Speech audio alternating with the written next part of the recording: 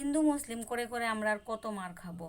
বিশেষ করে বাঙালি অংশের মানুষ, বাংলার মানুষ এই বাংলা বারবার মানে যন্ত্রণা মানে পাচ্ছে এই কারণে।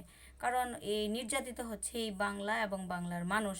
এই বাংলার আকাশ বাতাস সমস্ত কিছু বারবার অপবিত্র করে তোলে মানে ধর্মমতে বিশ্বাসী রাজনৈতিক দলের নেতৃত্বরা, যারা ধর্মমতকে রাজনীতির জন্য ব্যবহার করে।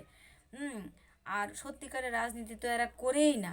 আসুন আমরা সবাই মানব ধর্ম মেনে চলি, কারণ মানব ধর্ম যারা মানবতাকে বিশ্বাস করে, যারা মানবতাকে নিয়ে এগিয়ে মানে বাঁচতে চায়, তারা কেউ অপরকে মানে হিংসা বিদ্বেষ এই যে কাটাকাটি হানাহানি সেটা করবে না।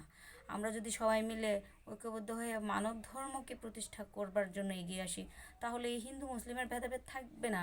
কারণ আধ্যাত্মিক প্র্যাকটিস এটা যার যার নিজের, যখন যেটা ওর কাছে আজকে বেটার মনে হবে সে আগামী দিনে সেটাকে গ্রহণ করবে। ঠিক আছে? তো এই ধর্মমত নিয়ে রাজনীতিটা না করলেই না হয় আমরা মনে করি একটা উপযুক্ত পরিকল্পনার মাধ্যমে আমরা আমাদের সমাজ ব্যবস্থায় কীভাবে সামাজিক অর্থনৈতিক সমস্ত রকম গ্যারান্টি আমরা দিতে পারবো সেদিকে আমাদের এগোতে হবে। আসুন আমরা বাঙালি দলের কথা শুনি এবং সামাজিক অর্থনৈতিক দর্শন প্রাউডকে বাস্তবায়নে এগিয়ে আসি। আমরা বাঙালি জিন্দাবাদ।